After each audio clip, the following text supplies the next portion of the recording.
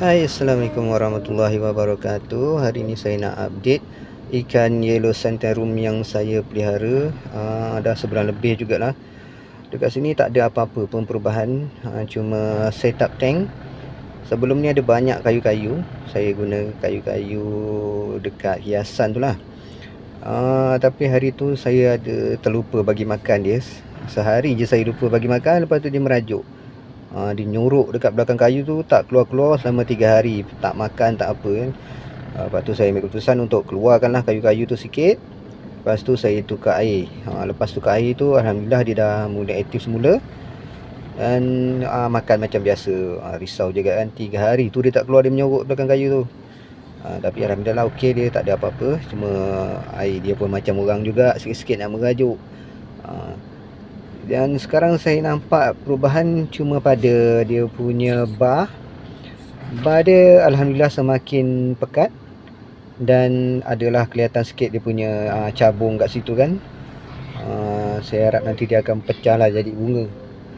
Sebelum ni pun saya ada pelihara juga ikan-ikan jenis predator macam ni kan, ikan cana macam ni. Dalam saya ingat 3 tahun lepas lah saya ada bela. Tapi tak berapa menjadi lah, sebab masa tu saya tak ada lagi pengalaman mengenai cana ni. Jadi ikannya tak berapa menjadi sangat. Dan sekarang selepas saya dah beberapa tahun ni, saya tengok adik ipar saya dia minat cana kan. Dan saya datang kat rumah dia tu, dah teracun pula dengan cana. Dan saya rasa saya nak mula balik lah, bela-bela ikan jenis predator macam ni kan. Yang kat sini boleh nampak lah dia punya cabung. Kalau tak silap saya orang panggil cabung kan. Dekat sisik dia tu dah mula ada nampak lah putih-putih tu. Yang ikan ni sebenarnya ikan uji kaji. Saya cuma nak kekalkan dia punya corak pada fin dia tu. Bawah tu memang tak ada fin lah. Memang tak ada corak lah dekat fin bawah tu dengan ekor. Tapi dekat fin atas tu ada corak kan. Jadi saya nak cuba kekalkan ikan ni sampai ke besar, corak tu tak hilang. Macam tu. Untuk pemakanan dia, saya cuma bagi pellet Black Diamond dengan ulat roti. Lepas tu saya ada DIY sikit. Saya masukkan vitamin ikan. Nanti saya tunjuklah macam mana saya buat. Sebab ikan ni sebenarnya dia tak nak makan pellet. Sebab owner lama dia tu dah terbiasa bagi makanan hidup kan. Jadi dia pellet tak nak makan. Ikan ni pun dah saiz lebih kurang dalam 7 inci.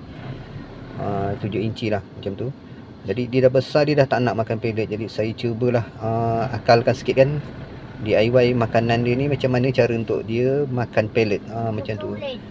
Tapi kena renyah sikit lah, kena buat. Adalah nanti saya akan update barang yang saya gunakan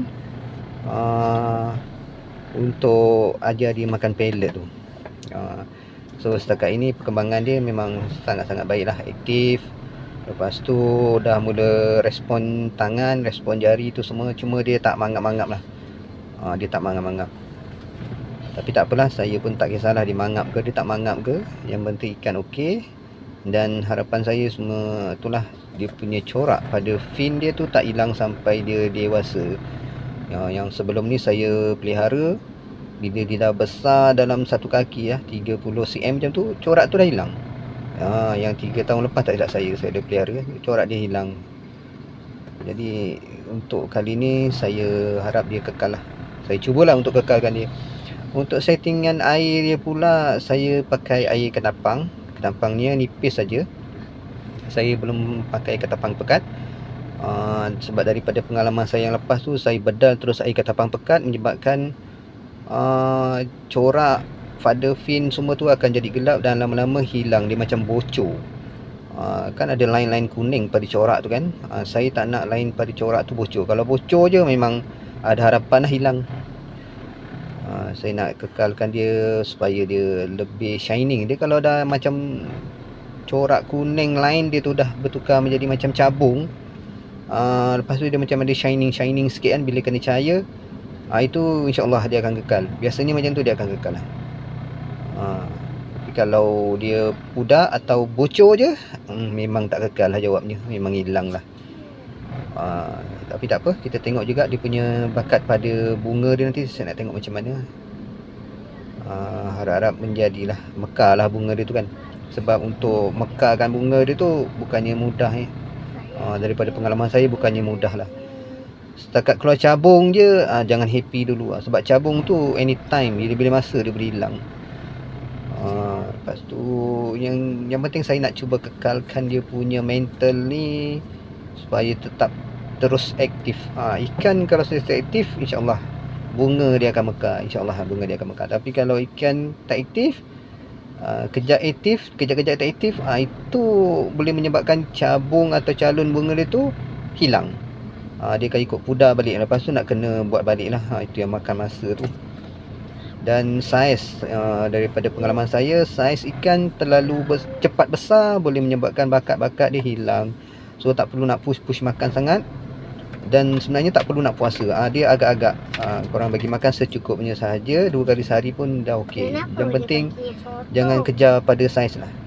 Kalau boleh kita buat tu biar sama-sama naik. Macam tu. Ini nasihat daripada seorang rakan saya lah, Pak Encik Dun, tak silap saya. Kita pelihara cana, kita tak boleh gupur-gapah. Kalau boleh kita nak saiz dengan bakat dia sama-sama naik. Abang sama-sama naik, dik. Macam tu. Itu nasihat daripada abang Pak An lah. Dan saya cuba follow. Sebab saya tengok ikan-ikan kat tempat dia pun okey, cantik-cantik kan.